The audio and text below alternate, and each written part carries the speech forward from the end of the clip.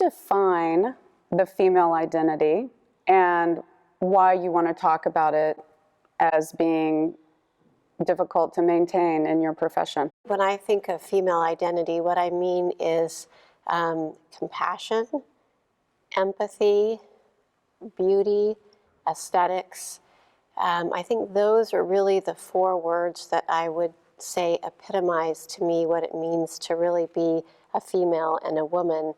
Obviously, competence clinically and all of the things that our male colleagues also possess is part and parcel of that package. But I think women, especially in this field, have a unique skill set. I mean, we're excellent communicators. I think women are socialized in contemporary society to be, in some ways, the peacekeepers and to make things flow smoothly.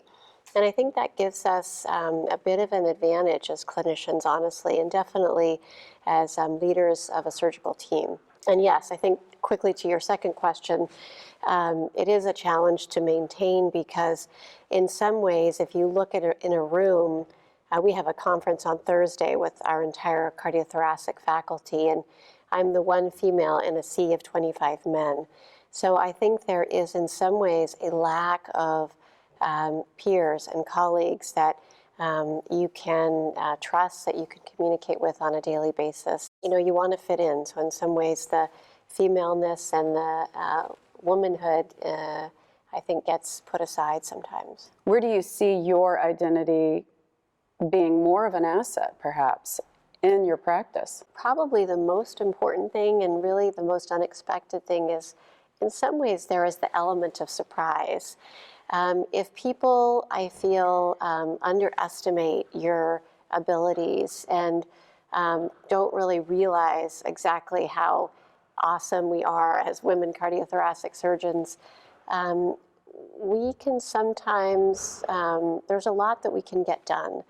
And I feel like having that when you walk into a room, you don't have to feel like everybody's going to expect you to perform in a level. But when you go in there and, you know, you're a fantastic surgeon technically, you're academically productive, you're one of very few.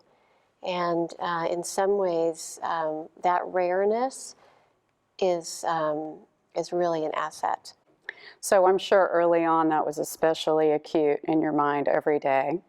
Now that you've been practicing for a little while longer, have there been some surprises, either good or bad, maybe both, that you've encountered trying to be a woman among so many men? When I wanted to go into cardiothoracic surgery, there was no shortage of people who, you know, sort of warned you that, well, that's really, it's kind of a guy's club, and are you sure you want to do that?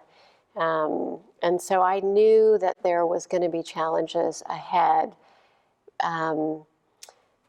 But I do think that there are times still, even as now not just a brand new cardiothoracic surgeon, that you'll go into a room and speak to a family, and they'll be looking kind of over your shoulder to see when the, you know, the gray-haired man is going to come in the room and tell them, and I'll have finished this whole preamble about surgery, and then, you know, undoubtedly one of the family members or grandparents will say, well, when do we get to speak to the surgeon? One of my colleagues, when I first started, told me, well, you should wear glasses, just buy a pair of fake glasses, because those will make you look, you know, not so much like a girl.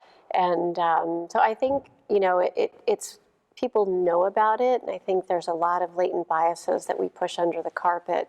And we just have to challenge ourselves to bring those to the surface and to deal with them so that women can be on a level playing field with their male colleagues.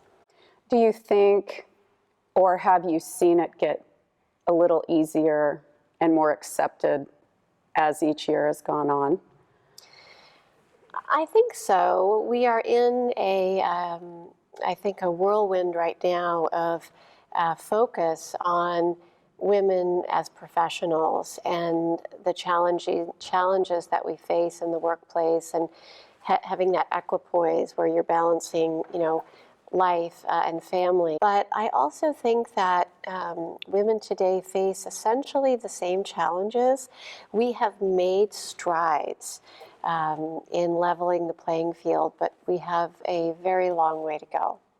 So what would be the necessary mindset then to enter this arena and to perform at your highest and best? I think above all, you've got to persevere. You have to be excellent in what you do, and I dare say you might need to be more excellent. In some ways, I feel like we are always elevating ourselves to a higher bar because there is the notion that when they see a woman, especially one that dresses like a woman, that might throw on a little bit of lip gloss every day, that you might not be quite as smart or quite as good or even quite as dedicated. And I think we have to guard against that superficiality notion while really saying, you know, there is something very special about being a woman. And I'm going to celebrate that rather than hide it. So what would you tell a young up-and-coming med student or surgical resident? Maybe something you didn't know or just a piece of advice. I think I tell most of my female fellows and medical students that there's nothing as great as being a heart surgeon, first of all. It's a wonderful field where you can learn and grow and be among excellence every day, which challenges us all to be better. I would tell them that I do think you can have everything. You can have a family, you can have a rewarding home life, and you can have an exceptional career. But it does require careful planning, and most importantly, it requires compartmentalization so that you somehow create windows where you can optimize, you know, your childbearing years, your time with your parents as they age, and that feeling of wellness. And I feel like if you structure your life in that way, that is sort of the optimum path forward.